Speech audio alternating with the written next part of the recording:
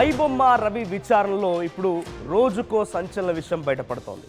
అయితే ఐబొమ్మ రవి పట్టుబడడానికి కారణం ఏంటో తెలుసా? స్నేహం.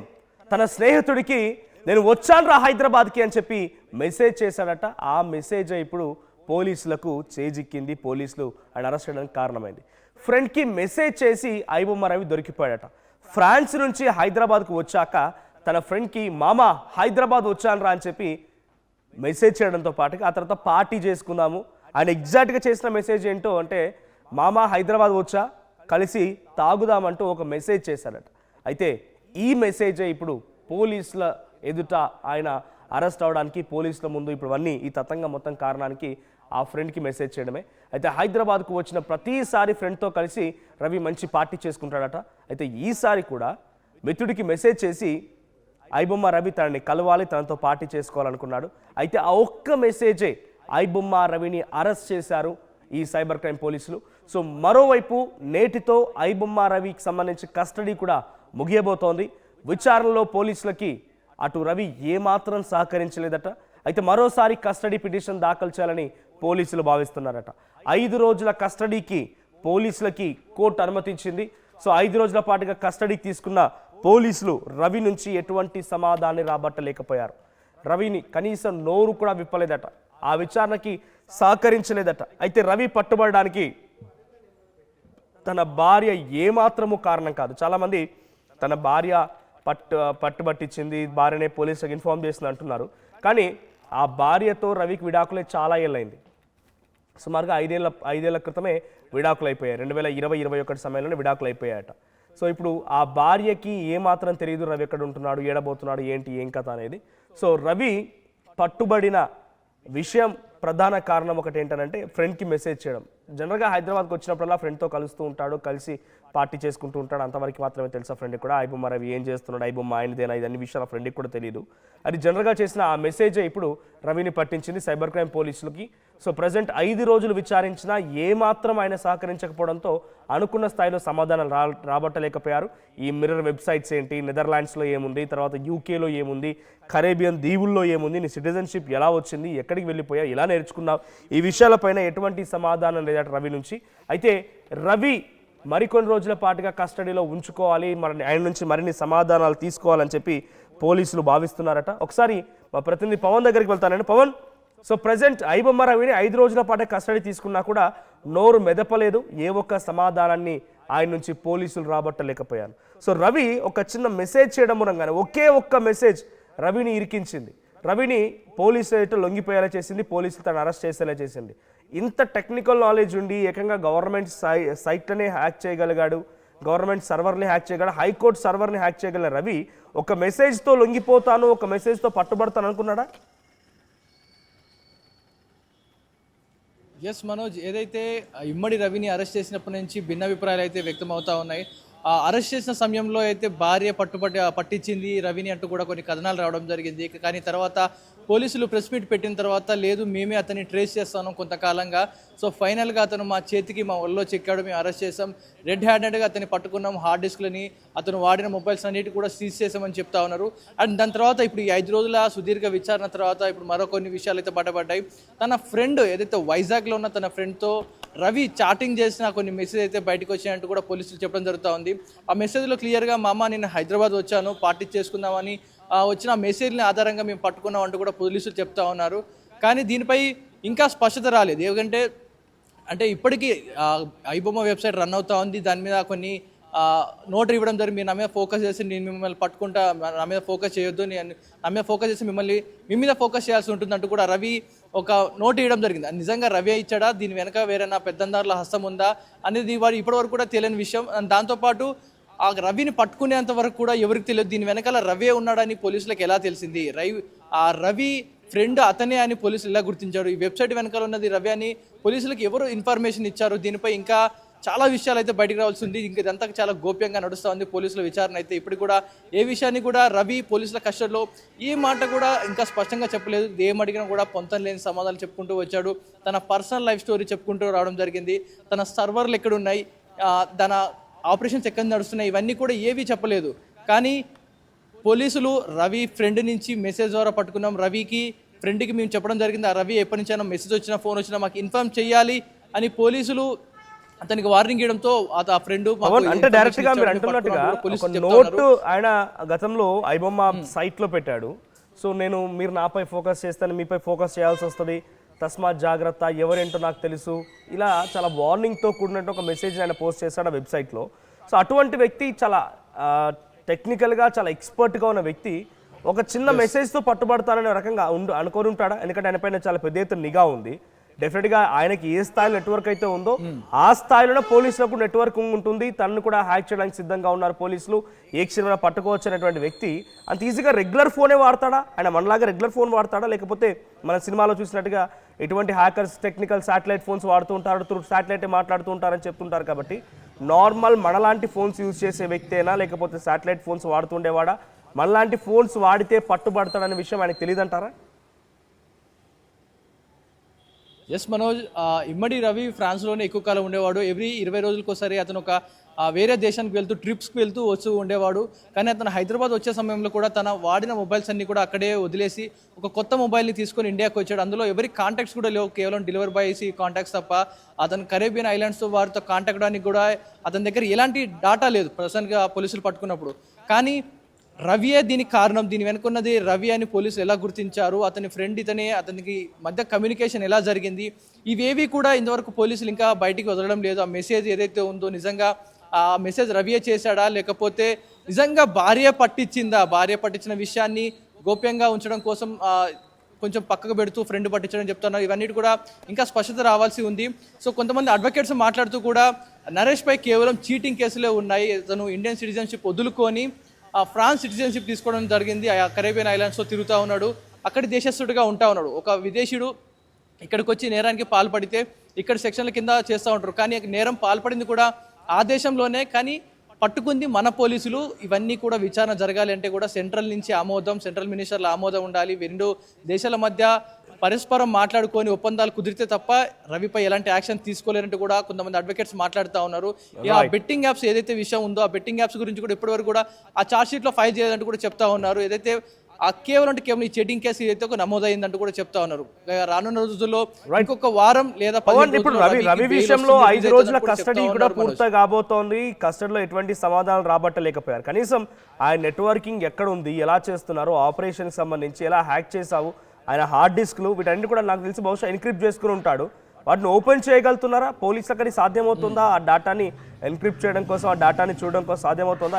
పర్ఫెక్ట్ ఒక ఫైర్ వాల్ పెట్టుకొని ఉన్నాడు ఏంటి తన విషయంలో? ఎందుకంటే సినిమాల్లో ఏ మాదిరిగా అయితే జరుగుతూ ఉంటుందో నిజ రూపంలో జరిగినటువంటి కొన్ని సంఘటనల్ని ఆయన ఈరోజు నిజం చేసి ఆ స్థాయిలో ఆయనకు ప్రొజెక్షన్ దొరికింది. సో ఇప్పుడు ఆయన తీసుకున్న డేటాని ఎలా బయటికి చూపిస్తున్నారు పోలీసులు? ఆయన సర్వర్ని హ్యాక్ చేయడాన్ని లేకపోతే ఆయన టీంని ఎలా ఎక్స్పోజ్ చేయబోతున్నారు? ఎస్ మనోజ్, ఏదైతే ఐబొమ్మ ఇమ్మడి రవిని పట్టుకున్నప్పుడు ఆయన దగ్గర ఐబొమ్మ వెబ్సైట్లో సుమారుగా 25,000కు పైగా సినిమాలు ఉన్నాయట్టు కూడా చెప్తా ఉన్నారు పోలీసులు. ఆయన వయసుకి, ఆయన ఐబొమ్మ స్టార్ట్ చేసిన సమయానికి ఆయన ఒక్కడే అయితే ఇన్ని సినిమాలు అయితే అప్లోడ్ చేయలేడు. దీని వెనక కొన్ని వందల మంది ఎంప్లాయీస్ పనిచేస్తూ బ్యాక్గ్రౌండ్ రన్ అవుతాయి తప్ప 25,000 సినిమాలు ఇంత స్పాన్ అవి షార్ట్ టైంలో అప్లోడ్ చేయడం కుదరదు. కాబట్టి ఇతని వెనక చాలామంది పెద్ద హస్తం ఉన్నట్టుగా తెలుస్తూ ఉంది, వారిపై ఫోకస్ పెడతా ఉన్నారు. కానీ రవి మాత్రం ఎలాంటి ఆ సర్వర్ల గురించి కానీ, వర్క్ చేసిన ఆఫీస్ గురించి కానీ ఏది కూడా చెప్పడం లేదు. ఏదైతే ఒక సర్వర్ ఏదైతే ఉందో తను వాడిన సర్వరు పాస్వర్డ్ ఎంటర్ చేయండి అని అడిగినప్పుడు నేను మర్చిపోయాను, నాకు గుర్తులేదు, నాకేమీ తెలియదు అంటూ కూడా పొందలేని సమాధానం చెప్తూ వస్తున్నాడు. రవి ఒకవేళ తను యూజ్ చేసిన డొమైన్స్ ఏవైతే ఉన్నాయో వాటికి యూజర్ నేమ్ అండ్ పాస్వర్డ్స్ తను ఎంటర్ చేసి లాగిన్ చేసుకొని వెళ్ళి డిలీట్ చేస్తే తప్ప కంప్లీట్గా ఈ మిర్రర్ సైట్స్ అన్ని కూడా క్లోజ్ అవ్వవు. ఒకవేళ పోలీసులు కేవలం ఆ వెబ్సైట్ పైనుంచి ఒక కారు మీద బట్ట కప్పినట్టుగా ఆ వెబ్సైట్ని బ్లాక్ చేస్తున్నారు తప్ప లోపల వస్తువు అలాగే ఉంది, దాన్ని ఏదో ఒక రోజు బయటకు వస్తూ ఉంది. మిర్రర్ వెబ్సైట్ రూపంలో మళ్ళీ కొత్త వెబ్సైట్ పుట్టుకొస్తూ ఉంది. సో ఐబొమ్మ రవి ఇక్కడ అరెస్ట్ అయినా నెక్స్ట్ డేనే ఐబొమ్మ 1 రిలీజ్ అయిందంటే దీని వెనక ఇంకా రన్నింగ్ ఆపరేషన్ నడుస్తూ ఉంది. సో దీని వెనక ఉన్న వారిని ఇంకా పట్టుకోలేకపోతా ఉన్నారు పోలీసులు, వారిని పట్టుకుంటా ఉంటా ఉన్నారు. అలాగే విధంగా మూవీ రూల్స్ వెబ్సైట్ మీద కూడా ఫోకస్ చేయడం జరిగింది. మూవీ రూల్స్ వెబ్సైట్ని కనుక ఎవరైతే నిర్వాహకుడు ఉన్నాడో అతన్ని పట్టుకుంటే ఐబొమ్మ రవి ఎవరైతే ఉన్నారో ఒక బియ్యం గింజ అంత మాత్రమే అంటూ కూడా చెప్తా ఉన్నారు. దాని వెనక ఉన్న పెద్ద హస్తం వేరే ఉంది. మూవీ రూల్స్, వన్ తమిళమి, తమిళ రాకర్స్ వీరందరూ కూడా భారీ తిమంగళాలు. వీరిని కనుక పట్టుకుంటే ఐబొమ్మ రవిని చాలా ఈజీగా క్లోజ్ చేయొచ్చు అంటూ కూడా పోలీసులు మాట్లాడుకుంటా ఉన్నారు. Manoj, right, thank you Pavan. So నిజంగా ఇప్పుడు జరుగుతున్నటువంటి సినారియో సోషల్ మీడియా వ్యాప్తంగా తనకున్నటువంటి ప్రచారం ఒకటి ఏంటంటే మీరు గమనించండి, రవికి సంబంధించినటువంటి ఒకే ఒక్క ఫోటో అన్ని మీడియాలో సర్క్యులేట్ అవుతోంది. మీకు నా పక్కన కనబడుతున్న ఈ ఫోటో మాత్రమే సర్క్యులేట్ అవుతుంది. కానీ నిజంగా ఆయనకి ఫోటో ఒరిజినాలిటీ కనుక ఉంటే విగ్రహాలు తయారు చేసేవాళ్ళేమో, పూజలు చేసేవాళ్ళేమో. ఎందుకంటే ఇక్కడ కామెంట్స్, నాకు వస్తున్న కామెంట్స్ మీరు చూడండి. రవి లాంటి మంచి మనిషికి అంతా మంచే జరుగుద్ది అనేది వీరుబాయ్ చేసిన కామెంట్ ఒకటి. ఆ తర్వాత రవి చేసిన కామెంట్ ఏంటంటే రవి అనను పోలీస్ డిపార్ట్మెంట్లోకి తీసుకోవాలని ఒక కామెంట్, సజ్జనార్ సార్కి రిక్వెస్ట్ అని ఇంకోటి, జై రవి అన్న. చూసారు కదా, పబ్లిక్ నుంచి వస్తున్నటువంటి ఒక అద్భుతమైన రెస్పాన్స్. ఆయన ఎవరికి ₹1 ఇవ్వలేదు, ఎవరికి ఎటువంటి సహాయము చేయలేదు, ఎవరికి ఎటువంటి అపాయము కలిగించలేదు, ఎవరిని ఎక్కడా కూడా ఇబ్బంది పెట్టలేదు. కేవలం సినిమా ఇండస్ట్రీ పైనటువంటి వ్యతిరేకతనే ఈరోజు రవికి సపోర్ట్ని తీసుకొస్తోంది. సో సినిమా టికెట్ల ధరలు నియంత్రించుకోండి, మీ అంతా మీరు మార్చుకోండి అంటే ఎటకారంగా కొంతమంది అటు కొంతమంది ప్రొడ్యూసర్లు కానివ్వండి, నటులు కానివ్వండి, డైరెక్టర్లు కానివ్వండి మాట్లాడుతున్న మాటలకి ప్రజలు ఇంకా ఆగ్రహంతో రగిలిపోయి రవి లాంటి వాళ్ళకి సపోర్ట్ చేస్తున్నారు. ఒక నిందితుడికి ఈరోజు సపోర్ట్ వస్తుందంటే కారణం అటు సినిమా ఇండస్ట్రీ పైన వ్యతిరేకతనే. సినిమా ఇండస్ట్రీలో మీ టికెట్ ధరలు నియంత్రించుకోండి అంటే ఒకరేమో పాప్కార్న్ 11ంటికి మీరు టిఫిన్ చేసి వస్తారు, పాప్కార్న్ ఎడ తింటారు, 2ంటికి టిఫిన్ చేసి మీరు లంచ్ చేసి వస్తారు, పాప్కార్న్ ఎడ తింటారు. ఇదా మీరు చెప్పాల్సిన సమాధానం? ఈ బల్పు మాటలే, ఈ అహంకారపు మాటలే మీరు చెప్పేదంటే లాజిక్ ఉందంటే మీకు లాజిక్ అనిపిస్తుందేమో, కానీ ఒక నలుగురితో వెళ్ళేటువంటి కుటుంబీకులు అడగండి ఆ సామాన్య ప్రజల్ని ఎటువంటి సిచ్యువేషన్ ఫేస్ చేస్తారనేది. సినిమా టికెట్ ధరలను మొన్న ఏదో సినిమా రాజు వెడ్స్ రాంబాయి అనేటువంటి సినిమా టికెట్ ధరలు నియంత్రించుకొని తగ్గించుకుంది. సో దీంతో దానికి వచ్చిన రెస్పాన్స్ మీరు చూసారు కదా. చాలామంది అసలు థియేటర్లకు వెళ్ళని వాళ్ళు కూడా వెళ్ళి థియేటర్కి వెళ్ళి చూస్తున్నారు. సో రీజన్ ఏంటంటే వాళ్ళ సినిమా టికెట్ ధరలు కొంత అందుబాటులోకి ఉన్నాయి. మీరు సినిమా పెద్ద స్టార్లో పెట్టినాం, పెద్ద క్యాస్టింగ్ చేసినాం, పెద్ద ప్రొడక్షన్ హౌస్లు పెట్టినామని చెప్పి వేలకు వేలు పెట్టి సినిమాలు టికెట్లు కొనుక్కోమని అంటే ఎవరు కొనుక్కోగలుగుతాడు? ఒక సామాన్యమైన వ్యక్తి నలుగురు కుటుంబీకులతో వెళ్ళాలంటే సినిమాకి వెళ్తే ఖర్చు ₹5,000. టికెట్ ధరలు ₹800 10-15 రోజులు. మీరు గమనిస్తే ఐబొమ్మ రవికి వచ్చేటువంటి ఆధారంలో ప్రతి సినిమా రిలీజ్ అయిన తర్వాత 1 వీక్లోనే మనకు ఐబొమ్మలో రావడం, 1 వీక్లోనే హైయెస్ట్ వ్యూవర్స్ వాచింగ్ కూడా ఉంటుంది బేబీ. డైరెక్ట్గా థియేటర్కి వెళ్ళి అక్కడ చూడని వాళ్ళంతా కూడా ఈ 1 వీక్లో సినిమా ఇక్కడ చూసేయగలుగుతున్నారు. ₹5,000 వాళ్ళకి మిగులుతున్నాయి. ఇటువంటి ఒక ఆలోచన చేసి వారందరూ కూడా దీన్ని ఎంకరేజ్ చేస్తున్నారు. నేను చెప్పాను ఇందాక, ఆయన ఫోటో కరెక్ట్గా లేరేమో కానీ కరెక్ట్ ఉన్న ఫోటో అయితే ఆయనకి విగ్రహాలు కట్టేవారేమో, ఆయనకి పూజలు చేసేవారేమో. సో ఐబొమ్మ రవి 5 రోజుల కస్టడీ పూర్తయింది. నా ఉద్దేశం రవిని ఎంకరేజ్ చేయడం, రవిని సపోర్ట్ చేయడం కాదు. మీరు తప్పుగా భావిస్తున్నారు కొంతమంది, ఇదే రకంగా తప్పుగా భావించే మేము మాట్లాడిన మాటలు కూడా వక్రీకరించి రవికి సపోర్ట్ చేస్తున్నాం అంటున్నారు. నేను ఎక్కడ రవికి సపోర్ట్ చేయడం లేదు. I'm no more to support any kind of culprits or accused person.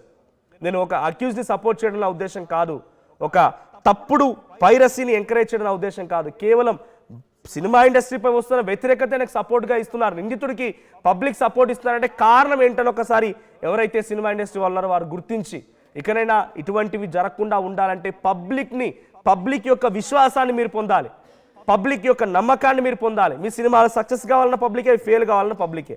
కానీ అహంకారపూరితంగా సెటైరికల్గా మీరు మాట్లాడండి భాష, మీ ఆలోచన తీరు ఇవన్నీ కూడా పబ్లిక్ని ఇంకా రెచ్చగొడుతున్నాయి. కాబట్టి చాలా రెచ్చగొడుతున్నాయి కాబట్టి ఇంకా ఆయనకు ఆదరాభిమానాలు తీసుకొస్తున్నాయి. ఇక్కడ సంధ్యారాణి కామెంట్ చేశారు.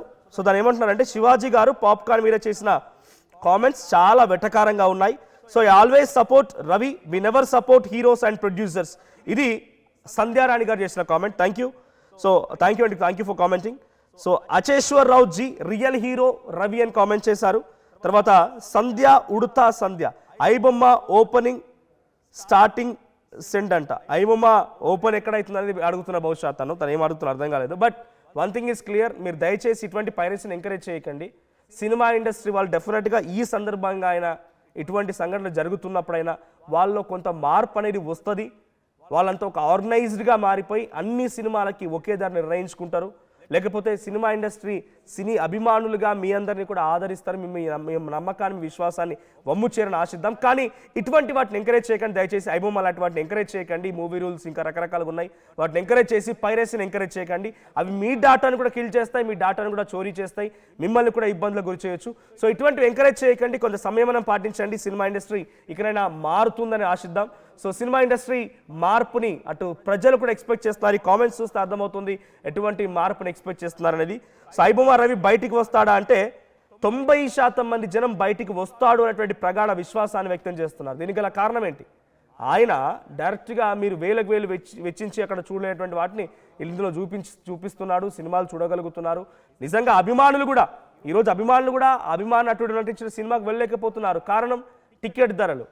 థియేటర్కి వెళ్ళిన తర్వాత అక్కడ రకరకాలుగా చేసేటువంటి డ్రామాలు, అంటే పాప్కార్న్ మీద రకరకాలుగా డబ్బులు వసూలు చేయడాలు. చిన్న ఒక కూల్ డ్రింక్, వాటర్ బాటిల్ కొనుక్కోగలుగుతామా సినిమా థియేటర్కి వెళ్ళిన తర్వాత? వాటర్ బాటిల్ ఎందుకు మరి? 11 అంటే నువ్వు వాటర్ బాటిల్ ఇంటికాడ తాగిపోతావు కదా. ఇది కాదు, ఇవి అహంకారపూరితమైన మాటలు అవుతాయి. బేసిక్ పిల్లలు తీసుకొని వెళ్ళిన తర్వాత, పిల్లలు ఫ్యామిలీతో వెళ్ళిన తర్వాత ఒక పాప్కార్న్ కావాలంటారు, ఒక చాక్లెట్ కావాలంటారు, లేకపోతే ఒక స్నాక్స్ కావాలంటారు, ఒక వాటర్ బాటిల్, ఒక కూల్ డ్రింక్, ఇవన్నీ బేసిక్ థింగ్స్ కదా. బయట 20 రూపాయలు ఉంటే లోపలికి వెళ్ళి థియేటర్లో చూస్తే అది 80 రూపాయలు 100 రూపాయలు ఉంటుంది. కనీసం యాక్సెసిబుల్ కూడా ఉండదు. సో ప్రజెంట్ సినిమా టికెట్ల ధరలే మళ్ళీ చెప్తున్నందుకు కొంత సినిమా ఇండస్ట్రీ నన్ను చూసి ఇబ్బంది పడవచ్చు, లేకపోతే నా మాటలను వ్యతిరేకించవచ్చు, నన్ను తిట్టవచ్చు కూడా. But I don't care. So నా ఉద్దేశం వల్ల ఒకటే, సినిమా ఇండస్ట్రీ ఈరోజు నష్టపోతుందంటే సినిమా టికెట్ల ధరల వల్లే. సో సినిమా టికెట్ల ధరపై మీరు నియంత్రణ పెట్టుకోండి. ప్రభుత్వాలు కూడా ఇష్టం వచ్చినట్టుగా సినిమా టికెట్ ధరలు పెంచడానికి ఆయా సంస్థలకు అవకాశం కల్పించడం మూలంగానే ఈరోజు ఇటువంటి నిందితులకు కూడా సపోర్ట్ దొరుకుతోంది. సో చూద్దాం మరి ఏం జరుగుతుందో. సో రవిపై మీకు నా అభిప్రాయం ఏంటి కామెంట్ చేయండి. ఇంకొన్ని కామెంట్స్ వచ్చాయి. సో గురు పవన్ అంట రిలీజ్లు పెట్టి మరి మనీ దొబ్బుతున్నారన్న. సో రిలీజ్లు పెడితే దయచేసి మీరు పోకండి, వెళ్ళకండి, మానేయండి. ఆ సినిమా చూసే సినిమానే మళ్ళీ పోయి ఏం చూస్తావు? అసలైన తొలి వెలుగు. ఫాలో వాట్సాప్ @తొలి వెలుగు official.